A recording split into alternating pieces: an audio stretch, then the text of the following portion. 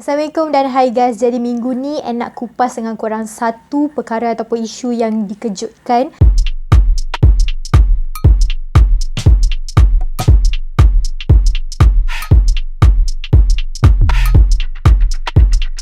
Okey, kalau korang tahu awal bulan Oktober ni ada satu berita mengenai satu pusat asuhan ataupun pusat penjagaan telah mendera seorang kanak-kanak autistik, iaitu kalau kita lebih kenal perkataan itu adalah autisma ataupun autism.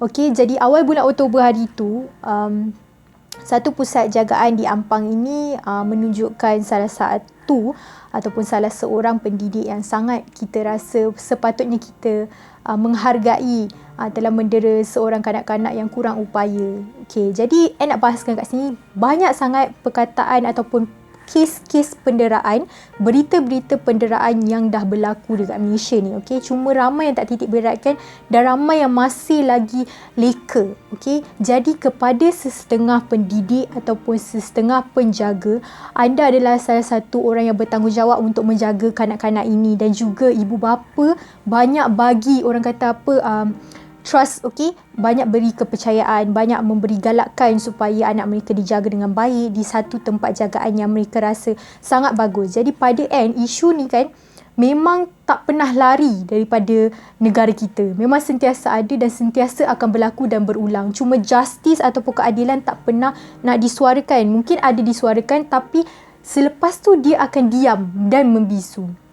Jadi apa yang nak cakap, sebagai seorang pendidik ataupun pusat penjagaan kanak-kanak itu sendiri, para penjaga, seharusnya kalian tahu disiplin kalian macam mana, kalian tahu macam mana untuk menjaga kanak-kanak yang lebih memerlukan perhatian, iaitu kanak-kanak istimewa ataupun kanak-kanak yang ada penyakit autistik. Okey, jadi kalau kita tahu autistik ataupun autisma ni, autism, memang susah nak dikawal, okey, kerana mereka ada satu yang orang kata kita tak boleh nak kawal, okey, dia nervous system, dia orang kata attitude is depends on apa yang diorang dengar, okey, jadi mereka ni adalah orang yang tak boleh mendengar benda-benda yang terlalu kuat, okey, dan kita tak boleh nak bendung sesuatu perkara ni daripada mereka. Jadi mereka akan bertindak agresif.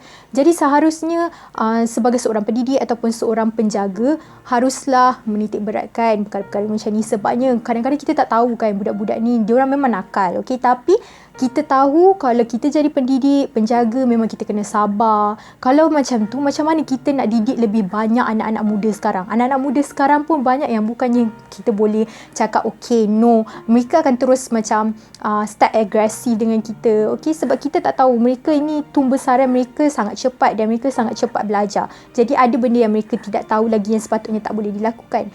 Jadi pada bila tengok je video tu, rasa macam alasan yang dibagi kepada kedua orang tua seorang budak autisma ini tak logik. Sebab dia kata budak tu tak nak makan, sebab tu dia paksa dan dia rentak budak tu. Kalau korang sendiri tengok, memang korang akan rasa geram dan sangat sakit hati. Sebab you guys bayangkan seorang ibu nak melahirkan anak pun tunggu 9 bulan dan dia boleh buat macam tu je dengan anak dia. Okey, kita tak nafikan bila kita jadi seorang cikgu ataupun para pendidik, memang kita punya kesabaran memang sangat diuji. Sebab kanak-kanak ni mereka ada banyak sangat perkembangan dan minda yang mereka tak boleh nak bendung, jadi mereka rasa ingin tahu. So kadang-kadang bila diorang tak dapat nak tahu, diorang akan jadi emosional, diorang akan jadi macam tak terkawal. Jadi cara kita lah untuk memujuk mereka macam mana. Jadi sebagai pendidik dan pusat jagaan kanak-kanak ini, jika anda cakap orang mengaibkan, rasa tak kot. Sebab sepatutnya korang kena tahu prinsip dan juga korang punya KPI, korang tahu. Seharusnya pusat jagaan ataupun para pendidik, para penjaga tahu batas-batas macam mana untuk rujuk kepada kanak-kanak ini, macam mana you guys nak interact dengan diorang. Okey, tak boleh seharusnya menggunakan kekerasan.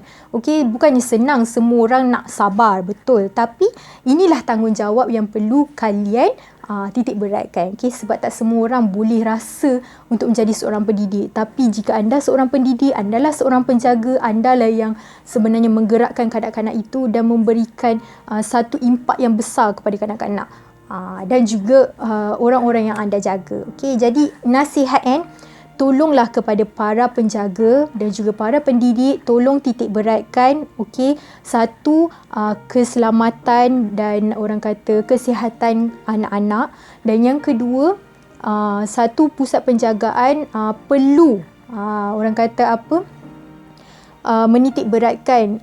Sekarang ni orang kata tak semestinya orang yang belajar tinggi-tinggi tu diorang punya IQ dan juga behavior sama. Tak semuanya sama, sebab ada yang ada sifat keperikemanusiaan tapi ada yang tidak ada. Jadi tolonglah titik beratkan, sebab kanak-kanak ini masih perlu banyak belajar dan mereka adalah orang yang kita nak bimbing sampai mereka dewasa nanti. Jadi tolong berhati-hati bila anda berhadapan dengan kanak-kanak yang istimewa dan juga yang memerlukan lebih banyak perhatian.